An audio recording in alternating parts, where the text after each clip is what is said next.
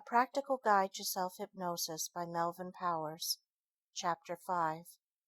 How to Arouse Yourself from the Self-Hypnotic State. You will note that this chapter precedes instruction on how to attain self-hypnosis. The reason for this is to alleviate whatever anxiety you may have in regard to the question, if I'm hypnotized, how do I awaken myself?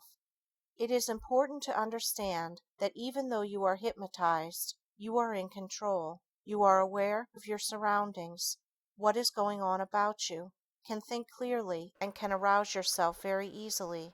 It is only necessary to say or think, I shall now open my eyes and wake up feeling fine.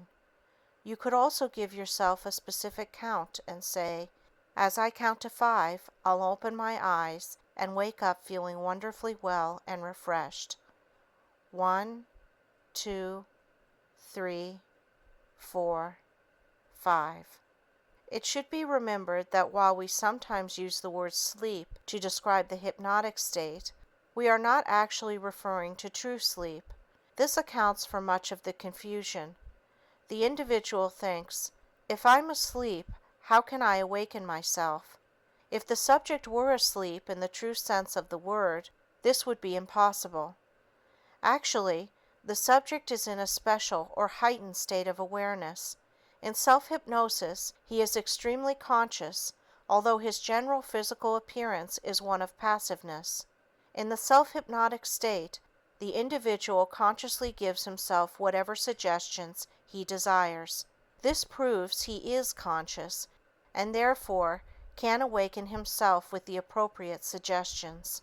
Occasionally, the subject falls asleep while giving himself suggestions or while relaxing to get into the right psychological mood. Naturally, in this case, the subject will awaken in due course. If the subject practices hypnosis when he is normally set to fall asleep in bed, he would awaken refreshed in the morning at his usual time. Before beginning to give yourself therapeutic suggestions, you could give yourself the following suggestions, which give you a specific length of time that you will work with self-hypnosis. I shall work with self-hypnosis for 15 minutes. At the end of that time, I shall open my eyes and wake up feeling wonderfully well, wide awake, confident, cheerful, and optimistic. The moment I open my eyes, I'll feel refreshed. In case of any outside danger, I'll be able to awaken immediately, be fully alert, and act accordingly.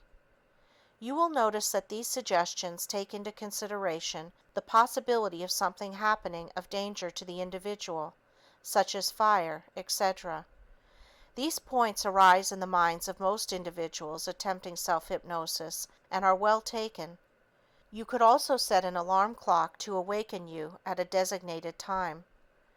Let us assume to arouse yourself you gave yourself a suggestion to open your eyes and be wide awake at the count of 5. You count to 5 and for some reason you are unable to open your eyes. First of all, don't worry. Remain relaxed and give yourself the suggestions over again, emphasizing to yourself that at the count of 5 you will absolutely, positively be able to open your eyes very easily and will feel fine.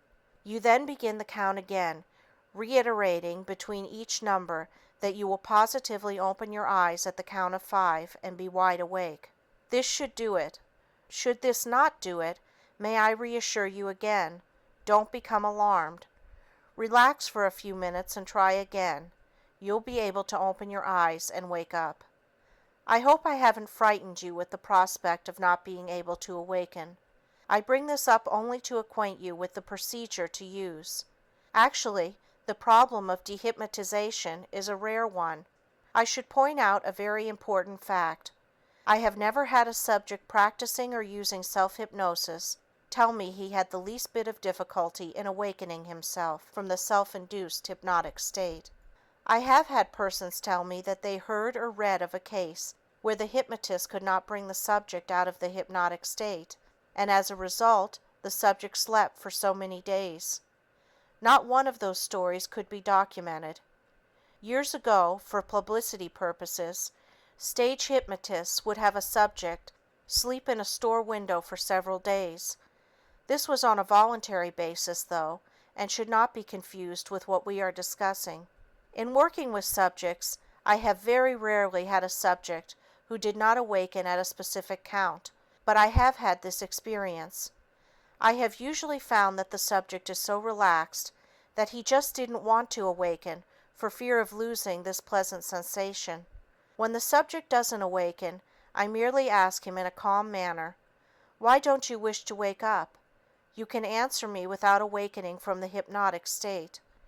He usually replies he'd like to remain in this state for another 5 minutes or so. I agree to this extended period, while getting a firm commitment from him that he will awaken after this period. This is usually sufficient to bring the subject out of the hypnotic state. Occasionally, the instructions to wake up are not clear to the subject. If this is the case, clearer instructions should be given. You could also deepen the hypnotic state and then give suggestions to awaken at a specific count in a very authoritarian manner. Every so often, I have found that the subject has fallen into a natural sleep and just hasn't heard the instructions.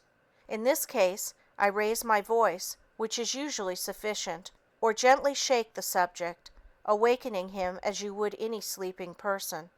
I would like to relate a rather interesting experience that I had with a male subject.